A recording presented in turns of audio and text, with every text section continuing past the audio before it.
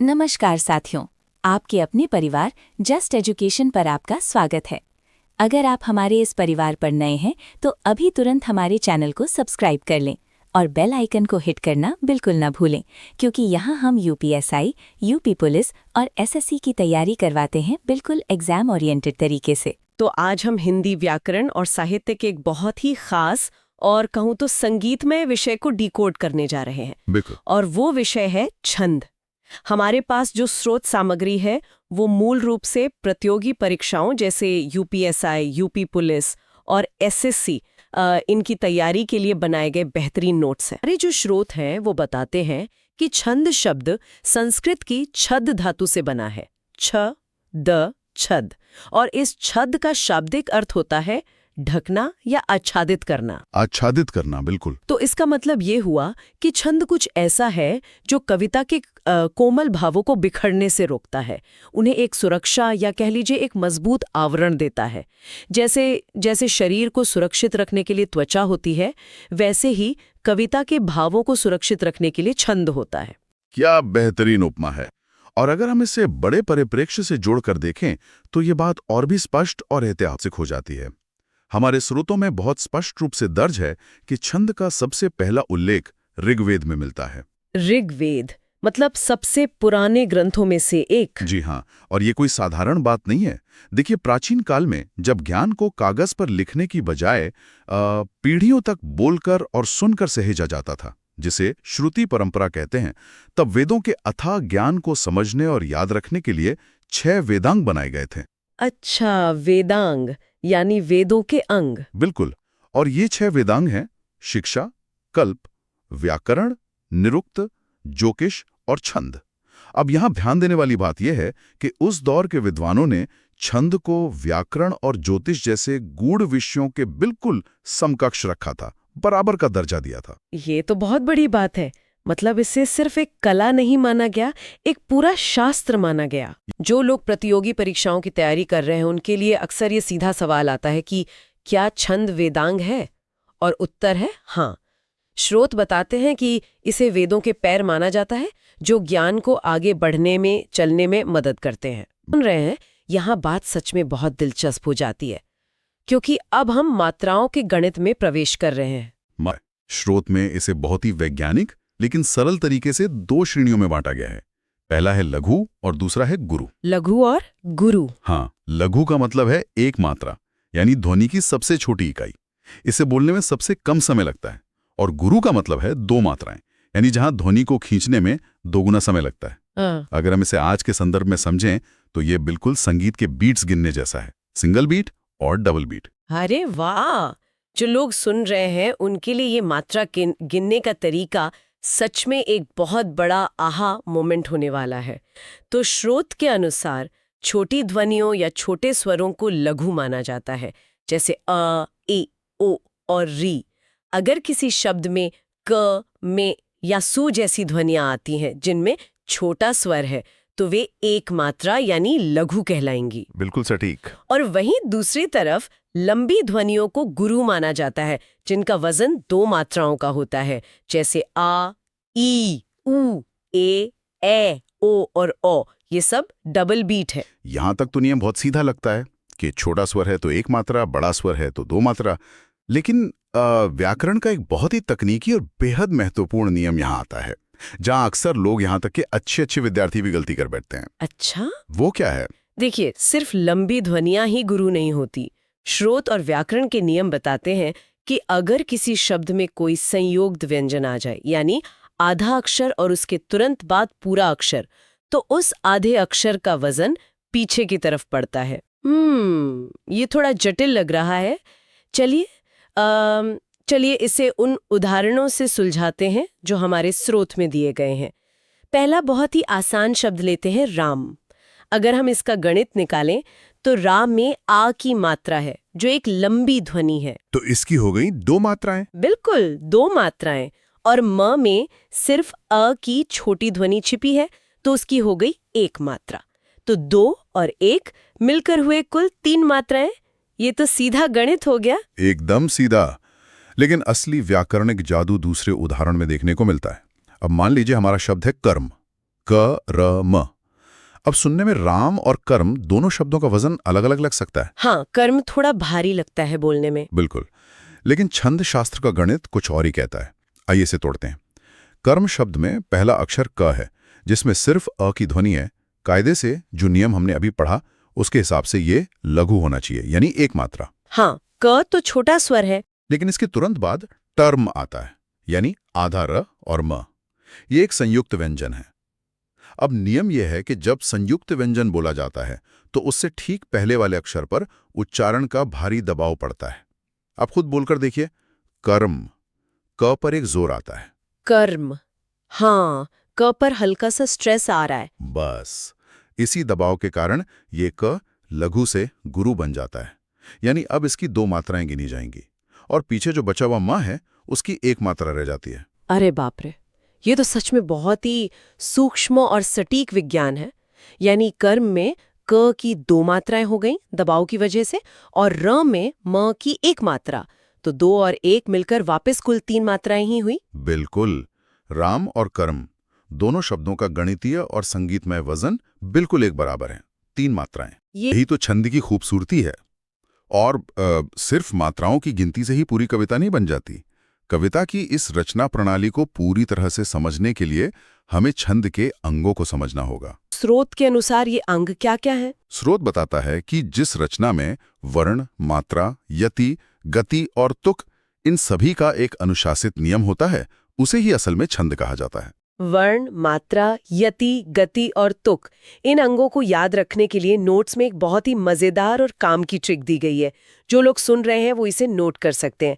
Trick है व मय गतु, व म य ग तु। वमय गत्तु, हाँ, एक ही शब्द में सब आ गया। बिल्कुल, इसे एक शब्द की तरह पढ़ा जा सकता है।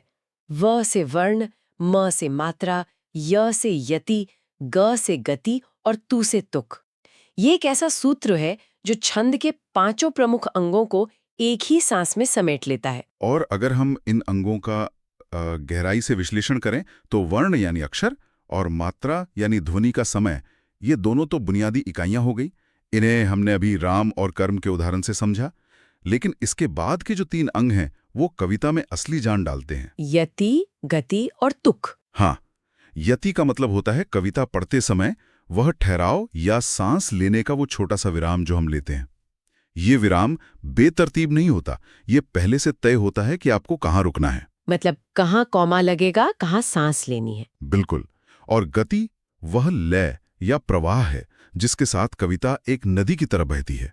अगर यति और गति सही नहीं है तो कविता एक झटकेदार गाड़ी की तरह लगेगी जो बार बार रुक रही हो। और अंत में आता है तुक, यानी वो तुकबंदी या राइमिंग जो पंक्तियों के अंत में आती है, जैसे आना और जाना, जो सुनने वाले को एक संतुष्टि का एहसास देता है।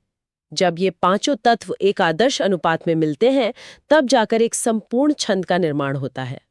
स्रोत के मुताबिक छंद मुख्य रूप से 3 प्रकार के होते हैं: वर्णिक छंद, मात्रिक छंद और मुक्त छंद। जिसमें सबसे पहला है वर्णिक छंद।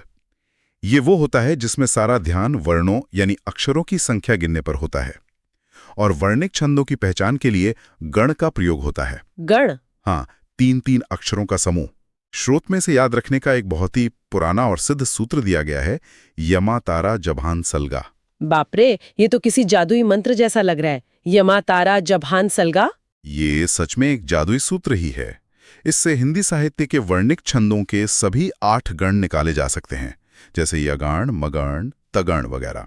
लेकिन, और ये एक बड़ा लेकिन है, हमारे स्रोत में ये बात भी बहुत साफ तौर पर रेखांकित की गई है कि अगर हम प्रतियोगी परीक्षाओं के नजरिए से देखें या फिर मध्यकालीन और आधुनिक हिंदी साहित्य के सबसे लोकप्रिय प्रयोगों की बात करें तो सबसे ज्यादा महत्व मात्रिक छंद का ही रहा है। बिल्कुल, मात्रिक छंद ही सबसे ज्यादा रचे और पढ़े गए हैं। तो इसका क्या मतलब है? मात्रिक छंद कैसे काम करते हैं और वे इतने लोकप्रिय क्यों हैं? वर्णिक छंद पीछे क्यों छूट गए? इसका बहुत ही व्यावहारिक कारण है। मात्रिक छंदों की लोकप्रियता का कारण यह है कि इनमें अक्षरों की कठोर गिनती नहीं होती। आपको ये नहीं देखना कि कितने अक्षर हैं, आपको सिर्फ मात्राओं यानी ध्वनि के समय की गिनती करनी होती है। अच्छा, तो सिर्फ बीट्स गिनने हैं। हाँ, ये कवि को थोड़े अलग अलग शब्द चुनने की भारी आजादी देता है। कवि को बस ये ध्यान रखना है कि कुल समय यानी मात्राओं का योग सही रहे। स्रोत ने मात्रिक छंदों को बहुत ही बेहतरीन तरीके से उनके प्रकारों में सुलझाया है। चलिए सबसे पहले और जनमानस में सबसे ज्यादा रचे बसे छंद से शुरू करते हैं। और वो है दोहा। ये तो एक ऐसा नाम है जो हर किसी ने बचपन से सुना है। कबीर, रहीम, तुलसीदास सब ने दोहे रचे। हमारी दादी नानी सब दोहे सुनाती थीं। बिल्कुल। और दोहा इतना लोकप्रिय क्यों है, इसका राज इसके गणित में है। स्रोत के अनुसार दोहा एक अर्धसम मात्रिक छंद है। अर्धसम का मतलब है कि इसके आधे हिस्से एक जैसे होते हैं। मतलब इसके 4 चरण होते हैं, तो पहला और तीसरा एक जैसा और दूसरा और चौथा एक जैसा। एकदम सही। इसके पहले और तीसरे चरण में 13-13 मात्राएं होती हैं और दूसरे और चौथे चरण में 11-11 मात्राएं होती हैं। यानी इसका गणित है 13 और 11 का एक पूरा चक्र। इसे याद रखने के लिए स्रोत एक बहुत ही आसान ट्रिक देता है। 13-11 बराबर दोहा। 13-11 यानी शुरुआत लंबी होती है 13 मात्राओं वाली, और फिर एक ठहराव यानी यति आती है, और उसके बाद छोटा हिस्सा आता है 11 मात्राओं वाला। देखिए, जब आप 13 मात्राएं बोलते हैं तो बात थोड़ी लंबी खिंचती है, एक सवाल या एक माहौल बनता है, एक सस्पेंस सा बनता है। हाँ। फिर आप एक क्षण रुकते हैं, यति लेते हैं और फिर 11 मात्राओं में बात पूरी कर देते हैं। ये 11 मात्राओं वाला हिस्सा एक झटके या एक निष्कर्ष की तरह काम करता है, जो सीधा दिमाग पर चोट करता है। चलिए इसे स्रोत में दिए गए उस मशहूर उदाहरण से समझते हैं और अलाइव गिनकर देखते हैं। उदाहरण है, बड़ा हुआ तो क्या हुआ, यति जैसे पेड़ खजूर, पंथी को छाया नहीं, यति फल लागे अति दूर। चलिए इसकी मात्राएं गिनते हैं। ठीक है, मैं कोशिश करती हूँ। पहली लाइन है, बड़ा हुआ तो क्या हुआ, ब की 1 मात्रा, ड़ा की 2 हो गए 3, हु की 1, आ की 2, ये भी हो गए 3। कुल 6 हो गए। हाँ, फिर तो की 2 मात्राएं, क्या में आधा क है लेकिन वो शुरू में है तो उसका कोई भारी असर नहीं होगा, और या की 2 मात्राएं। बिल्कुल, तो क्या की 2 मात्राएं हुई, और अंत में फिर से हुआ यानी 3 मात्राएं।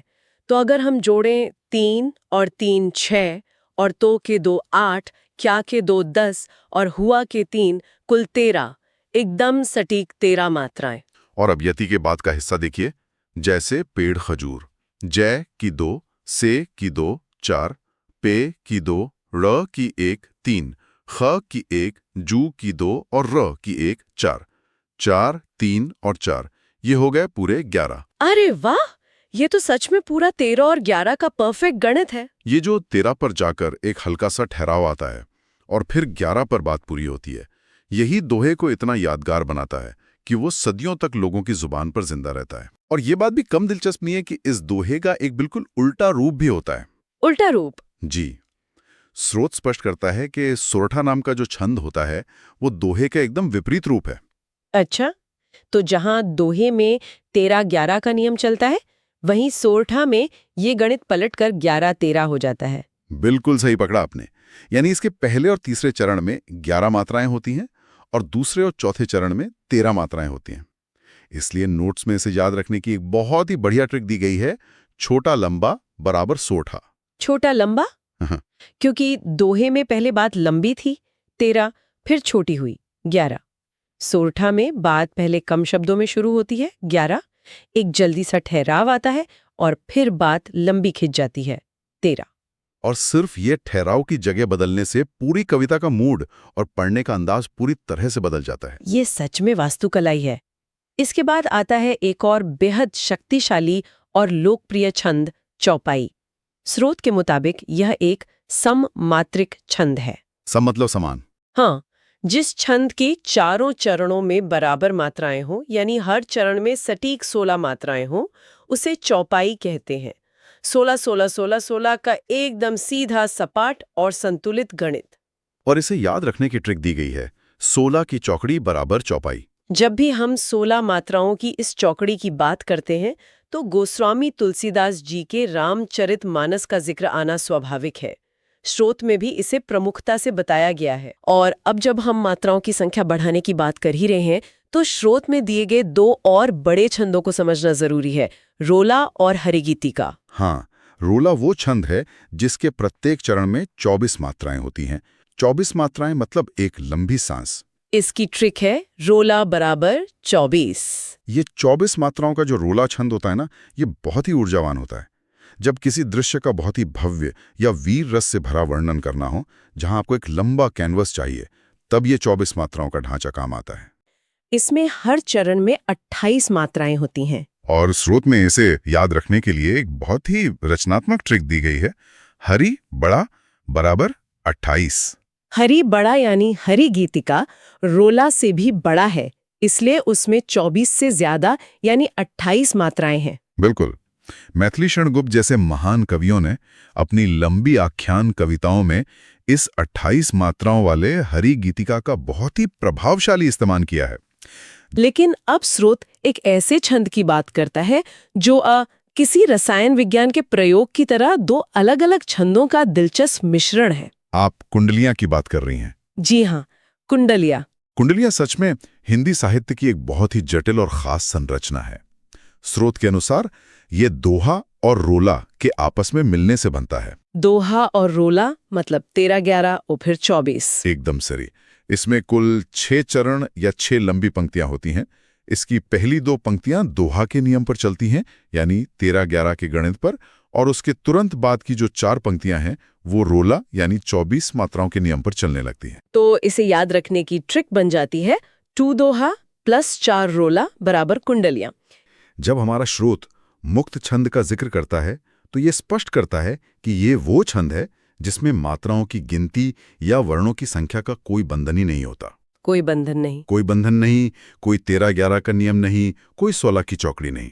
ये पूरी तरह से स्वतंत्र है। और हिंदी साहित्य में इस मुक्त छंद की शुरुआत करने वाले, इसके प्रवर्तक कौन माने जाते हैं?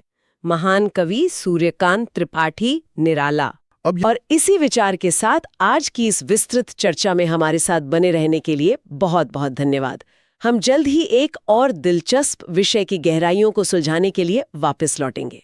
अगर आप भी यूपीएसआई, यूपी पुलिस या एसएससी की तैयारी कर रहे हैं और बार बार एक ही गलती से मार्क्स खो रहे हैं, तो रुकिए। यहाँ मिलेगा सिर्फ वही कंटेंट जो एग्जाम में बार बार पूछा जाता है। Rapid fire, PYQ pattern, short tricks और स्मार्ट रिवीजन, सब कुछ एक ही जगह। सब्सक्राइब करिए एजुकेशन हब और तैयारी को बना दीजिए सिलेक्शन मोड में।